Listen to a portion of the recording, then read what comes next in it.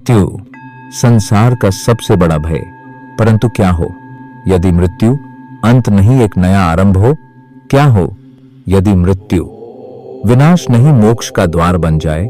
भगवान श्री कृष्ण ने अर्जुन से कहा, जिसने जीवन भर मुझे स्मरण किया उसके लिए मृत्यु केवल शरीर का त्याग है, आत्मा की मुक्ति है।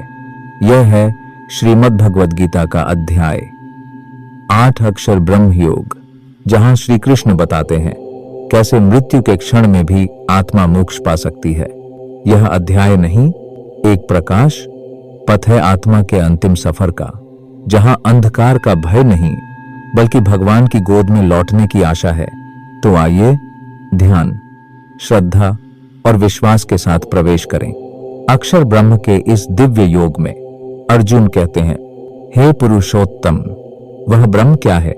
अध्यात्म क्या है? कर्म क्या कहलाता है? अधिभूत किसे कहा गया है और अधिदैव क्या है?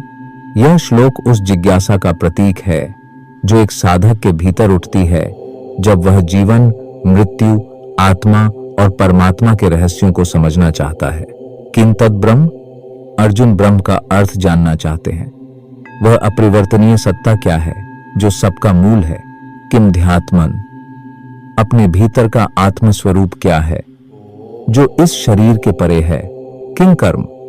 वह कर्म क्या है जिससे संसार चलता है और जो मोक्ष या बंधन का कारण बनता है? अधिभूतं च किम?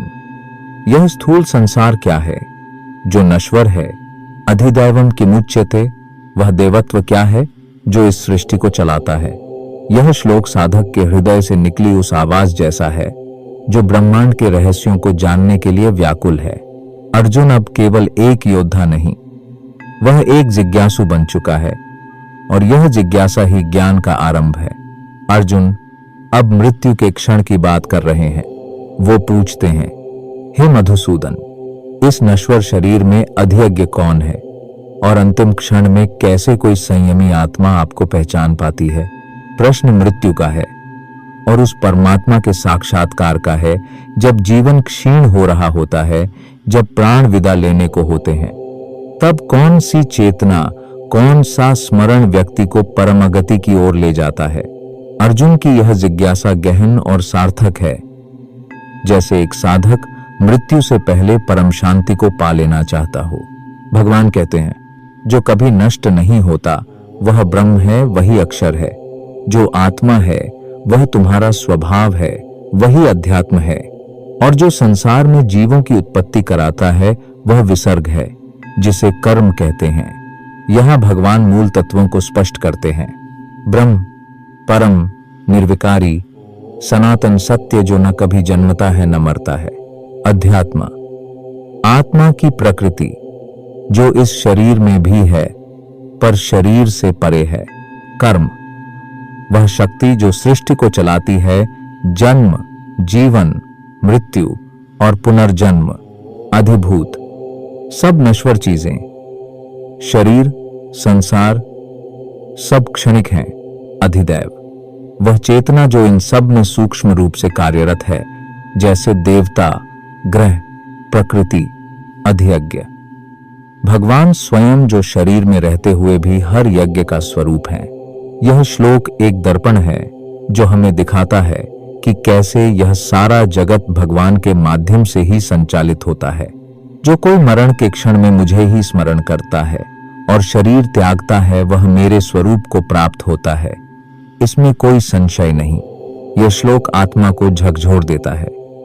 मृत्यु जो सबसे भयावह लगती है, वह ही दरवाजा बन सकती है मोक्ष का। यदि उस अंतिम क्षण में मन, बुद्धि और हृदय सब भगवान में लीन हो जाएं, तो जन्म मरण के चक्र से मुक्ति निश्चित है। हे अर्जुन, मनुष्य जिस भाव में अंत समय में शरीर त्यागता है, वह उसी भाव को प्राप्त होता है, क्योंकि जीवन भर वही उसका स्वभाव बना होता है। इस श्लोक में जीवन की पूरी तैयारी समाई है। जो स्मरण हर दिन, हर पल किया गया है, वही मृत्यु के समय स्मरण बनता है। इसलिए श्री कृष्ण सिखा रहे हैं, जीवन भर जिस भाव में जियोगे, मृत्यु भी उसी भाव को ले जाएगी। यदि तुम कृष्ण को ही अपना स्मरण बना लो तो तुम कृष्णमय हो जाओगे। हे अर्जुन, इसलिए तू हर समय मुझे स्मरण कर और युद्ध भी करता रहे। जब तेरा मन और बुद्धि पूरी तरह मुझ में अर्पित हो जाएंगे तब तू निश्चय ही मेरे पास ही आएगा, इसमें कोई संदेह नहीं। यह श्लोक केवल युद्ध के लिए नहीं है, यह जीवन का सूत्र है। हमें कर्म भी करना है और भगवान को भी नहीं छोड़ना है। हर क्षण, हर सांस बस उसी परम को समर्पित हो जाए। यही है कर्मयोग और भक्ति का मेल। मन युद्ध में हो सकता है लेकिन हृदय सदा श्री कृष्ण में रमा रहे। हे पार्थ, जो व्यक्ति निरंतर अभ्यास में स्थित है, जिसका चित्त केवल मुझ में अचल है, वह उस दिव्य परम पुरुष को अवश्य प्राप्त करता है।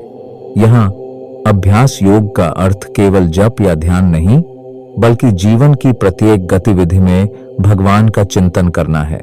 अभ्यास से मन बार बार भटकेगा, लेकिन वही मन जब बार बार भगवान में लौटेगा तब वह परम पुरुष में स्थिर हो जाएगा, जो सबका रचयिता है, सबसे प्राचीन है, सबका नियंत्रक है, अणु से भी सूक्ष्म है, सबका धारण करता है, जिसका रूप विचार से परे है, जो सूर्य के समान प्रकाशमान है और अंधकार से परे है। उस परमात्मा का निरंतर स्मरण करें। श्री कृष्ण यहां बता रहे हैं कि वह ब्रह्म कोई आकार नहीं पर पूर्ण चेतना है। उसे देखा नहीं जा सकता, केवल अनुभव किया जा सकता है। जो मरण के समय स्थिर मन से, पूर्ण भक्ति और योग बल से भ्रूमध्य में प्राण को स्थिर कर लेता है, वह उस दिव्य परम पुरुष को प्राप्त होता है। यह वह क्षण है जब सांस रुकती है पर आत्मा जागती है। जिसने जीवन भर अभ्यास किया है वही उस अंतिम क्षण में योग बल से परमगति को प्राप्त करता है। जिस अक्षर ब्रह्म की वेदज्ञानी स्तुति करते हैं, जिसमें राग रहित योगी प्रवेश करते हैं और जिसकी प्राप्ति के लिए ब्रह्मचर्य व्रत का पालन करते हैं, उस पद को मैं संक्षेप में बताता हूं। यह वो धाम है जहां से फिर लौटना नहीं होता, जहां आत्मा विश्रांति में स्थिर हो जाती है। जो साधक अपनी इंद्रियों को पूरी तरह संयमित कर लेता है, मन को हृदय में स्थिर कर देता है और प्राण को मस्तक में स्थित कर लेता है, वह योग की परम स्थिति को प्राप्त करता है। यह योग धारणा मृत्यु की घड़ी में परम उपयोगी होती है। जिसने जीवन भर साधना की, वही मृत्यु के समय इंद्रियों को शिथिल कर मन और प्राण को भगवान की ओर मोड़ पाता है। यह वह साधक होता है जो मृत्यु को द्वार बनाता है मुक्ति की ओर। जो साधक ओम, यह एकाक्षर ब्रह्म का उच्चारण करते हुए मुझे स्मरण करता हुआ शरीर त्यागता है, वह परम गति को प्राप्त होता है। ओम कोई सामान्य ध्वनि नहीं है, यह ब्रह्मांड की पहली ध्वनि है, परमात्मा की स्पंदन है और मृत्यु के समय इसका स्मरण मुक्ति का महामार्ग बनता है। यही है सच्चा विदा लेना, शरीर से नहीं, संसार से। हे पार्थ, जो साधक अनन्य भाव से मेरा निरंतर स्मरण करता है, वह मुझे बहुत सरलता से प्राप्त कर लेता है। एक निष्ठता यही है श्री कृष्ण को पाने की कुंजी। न दौलत, न यज्ञ, न विद्वता, सिर्फ एकनिष्ठ प्रेम ही भगवान को सुलभ बनाता है। जिसने मन को हर क्षण कृष्ण में लगा दिया, उसके लिए मोक्ष तो बस भगवान की गोदी में लौटना है। जो महात्मा मेरी शरण में आ जाते हैं, वे फिर इस नश्वर और दुखमय संसार में जन्म नहीं लेते, वे परम सिद्धि मोक्ष को प्राप्त कर लेते हैं। यह संसार क्या है? दुह खालयम अशाश्वतम, दुखों का घर है और क्षण भंगुर भी। जो एक बार उस परम को पा लेता है, वह फिर लौटता नहीं। उसका चित्त संसार से उब चुका होता है, वह अब सिर्फ भगवान की शाश्वत गोद में रहता है। हे अर्जुन, ब्रह्मलोक तक के सभी लोकों में पुनर्जन्म होता है, पर जो मेरी शरण में आ जाता है उसका फिर जन्म नहीं होता। यहाँ एक बड़ा रहस्य है। स्वर्ग, ब्रह्मलोक, पितृलोक, ये सब मोक्ष नहीं है। ये भोग के स्थान हैं जो समाप्त हो जाते हैं, लेकिन केवल एक ही ठिकाना है जहां से वापसी नहीं होती, भगवान की गोद। जो ज्ञानी यह जानते हैं कि ब्रह्मा का एक दिन 1 सहस्र युग 1000 युगों के बराबर होता है और उसकी रात भी उतनी ही लंबी होती है, वही लोग समय की गहराई को वास्तव में समझते हैं। यह श्लोक हमें यह दिखाता है कि हमारी लाइफ टाइम ब्रह्मा की एक सांस के बराबर भी नहीं है। जहां मनुष्य की आयु कुछ दशकों की होती है, वहीं ब्रह्मा के दिन में लाखों करोड़ों युग बह जाते हैं। लेकिन श्री कृष्ण यह भी कह रहे हैं, समय कितना भी बड़ा हो, आत्मा उससे भी परे जा सकती है, क्योंकि मोक्ष कालातीत है। ब्रह्मा के दिन के आरंभ में सभी प्राणी अव्यक्त से व्यक्त होते हैं और रात्रि के आगमन पर वे सभी उसी अव्यक्त में लीन हो जाते हैं। यह प्रकृति का चक्र है, जन्म, मरण और पुनः सर्जन। परंतु वह अव्यक्त, वह मूल ऊर्जा कभी नष्ट नहीं होती। वह सृष्टि की जननी है, ब्रह्म। हे पार्थ, वही जीवसमूह बार बार उत्पन्न होते हैं और प्रलय में नष्ट हो जाते हैं। यह सारा चक्र प्रकृति के अनुसार स्वाभाविक रूप से चलता है। कोई भी इस चक्र से बच नहीं सकता जब तक वह परम की शरण में ना आ जाए। श्री कृष्ण यहाँ हमें यह समझाते हैं कि जन्म मृत्यु केवल घटना है, मोक्ष उससे बाहर जाना है। इस अव्यक्त से भी परे एक और सनातन अव्यक्त तत्व है, जो सभी प्राणियों के नाश के बाद भी अविनाशी बना रहता है। यह वही है जो समय के भी पार है, सृष्टि प्रलय से भी परे है, जिसे अक्षर ब्रह्म कहते हैं, जो वास्तव में परमात्मा है। यह आत्मा की अंतिम मंजिल है, जहां न मृत्यु है, न जन्म, न समय, बस शांति है, प्रेम है, कृष्ण है। वह जो अव्यक्त और अक्षर नाश रहित कहा गया है, उसे ही लोग परम गति कहते हैं। जो उस धाम को प्राप्त कर लेता है, वह कभी संसार में लौट कर नहीं आता। वही मेरा परम धाम है। यह भगवान का सच्चा घर है, जहां आत्मा पुनः जन्म नहीं लेती, बल्कि प्रेम, शांति और चैतन्य में विलीन हो जाती है। यही है श्री कृष्ण की गोद, जहां से कोई लौटता नहीं। हे पार्थ, वह परम पुरुष केवल अनन्य भक्ति के द्वारा ही प्राप्त किया जा सकता है। वही है जिसने संपूर्ण सृष्टि को व्याप्त कर रखा है और जिसमें सब कुछ स्थित है। ज्ञान, योग, तप सब महान है, परंतु भगवान को पाने का मार्ग है भक्ति, वो भी अनन्य, निश्चल, पूर्ण समर्पण वाली। श्री कृष्ण बताते हैं कि दो मार्ग हैं। एक उत्तरायण मार्ग, जहां आत्मा सूर्य की अग्नि प्रकाश से होकर जाती है, यह मोक्ष का मार्ग है। दो दक्षिणायन मार्ग, जहां आत्मा अंधकार से होकर जाती है, यह पुनर्जन्म का मार्ग है। एक मार्ग से जाने पर आत्मा वापस नहीं लौटती, मोक्ष दूसरे मार्ग से लौटती है, पुनर्जन्म। ज्ञानी इन दोनों को समझते हैं और मोह से परे हो जाते हैं। यह सिर्फ दिशा की बात नहीं है, यह उस आंतरिक स्थिति की बात है जहां भक्ति प्रकाश बन जाती है और अज्ञान अंधकार। हे अर्जुन, जो योगी इन दोनों मार्गों को जानता है, वह कभी भ्रम में नहीं पड़ता।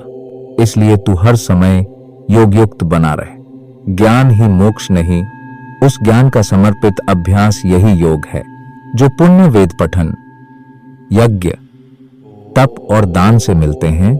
योगी इन सभी को पार कर जाता है और वह परम आद्य स्थान मोक्ष को प्राप्त करता है।